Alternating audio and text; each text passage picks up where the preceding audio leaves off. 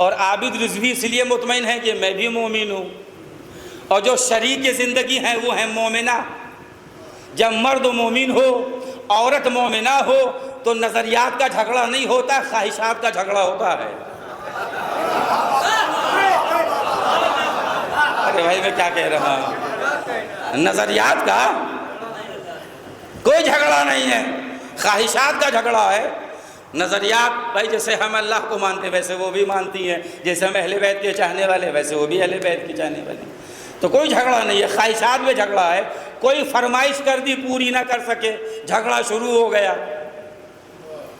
क्योंकि हम मोमिन, शरीक ज़िंदगी मोमिना। कोई आसिया के कलेजे से पूछे, आसिया के कलेजे से कोई पूछे, एक ऐसे शौहर को झेल रही हैं जो अपने आप को बड़ा रब कह रहा है और अपना ईमान छुपा के रह रही हैं वहाँ।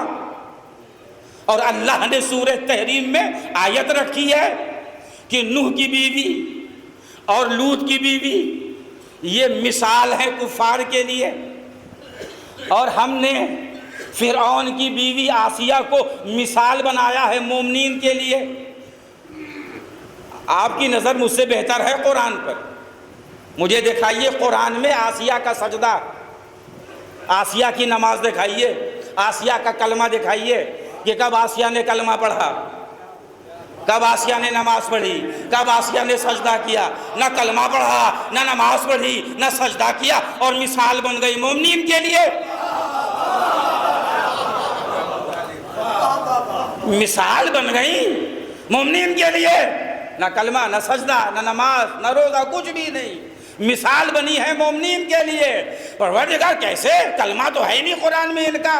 कहा सुनो, जब आसिया पे गुफ्तगू करना तो कलमे पे बहस ना करना, उनके सजदे पे बहस ना करना, उनकी जिम्मेदारियों पे बहस करना। जो मैंने जिम्मेदारी दी थी उस जिम्मेदारी को पूरा किया कि नहीं पूरा किया कि या अल्लाह क्या जिम्मेदारी दी थी, एक नबी को पालने की। तो जब भी बहस हो जिम्मेदारी पर बहस हो, कलमे पर बहस ना हो, क्योंकि नबी को पाला, पता चला जो नबी को पाल दे उसके कलमे पर बहस लाया।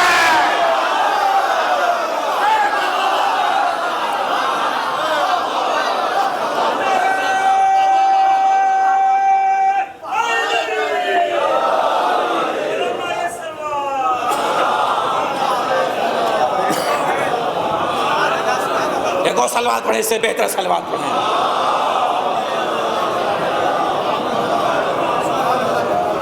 बात पहुंच गई आप तक। ये है लूत की बीवी और वो नूह की। और देखिए नूह का बेटा और नूह की ज़ौजा दोनों डूब रहे थे। ये मेरा अपना तज्जिया है, आप मुत्तफिक हो या ना हो कोई मसला नहीं, मेरा अपना नज़रिया है, मेरा अपना तज्जिया है।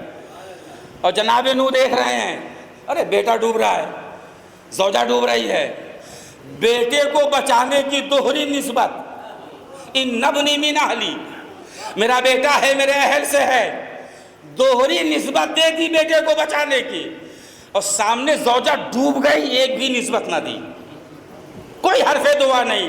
जबकि जनाब नूह के लिए आसान था, परवरदिगार मेरे अहल को बचा ले, मेरी अहलिया को बचा ले, आसान तो कह देते ना।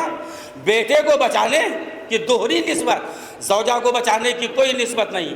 यानी ये किरदार नूह आवाज़ दे रहा है, अगर बेटा नालायक निकल जाए तो काबिले माफ़ी है, अगर नबी की ज़ौजा नालायका निकल जाए तो काबिले माफ़ी नहीं है। ये मेरा अपना नज़रिया है, अब आपका भी होगा इस पर कुछ, और क़िबलादाद बैठे हैं इनकी अलग तहक़ीक़ होगी, लेकिन ये मेरा अपना नज़रिया है कि उलमाए तफसीर ने जहाँ पे बहस किया, जो नूह का बेटा डूबा है ना उसकी गलती नहीं थी, चूंकि माँ की परवरिश ठीक नहीं थी, तरबियत गलत हो गई तो बेटा नालायक निकल गया। यानी जो बेटा नालायक निकला है माँ की वजह से, माँ की तरबियत सही नहीं थी, माँ की तरबियत गलत थी, इसलिए बेटा नालायक निकल गया। मैं ये समझता हूँ कि परवरदिगार आलम इस मौके पर आकर होशियार हो गया होगा, अब अगर इस तरह की कोई औरत नबी की ज़ौजियत में जाएगी हम माही ना बनने देंगे।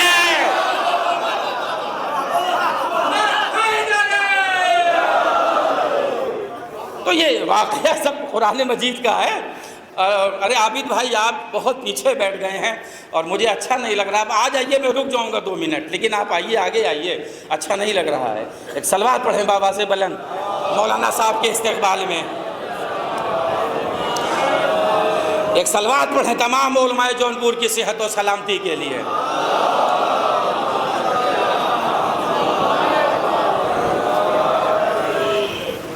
एक मौलाए कायनात अमीर मुत्तकियान गालिब कुल्ले गालिब अली इब्ने अबी तालिब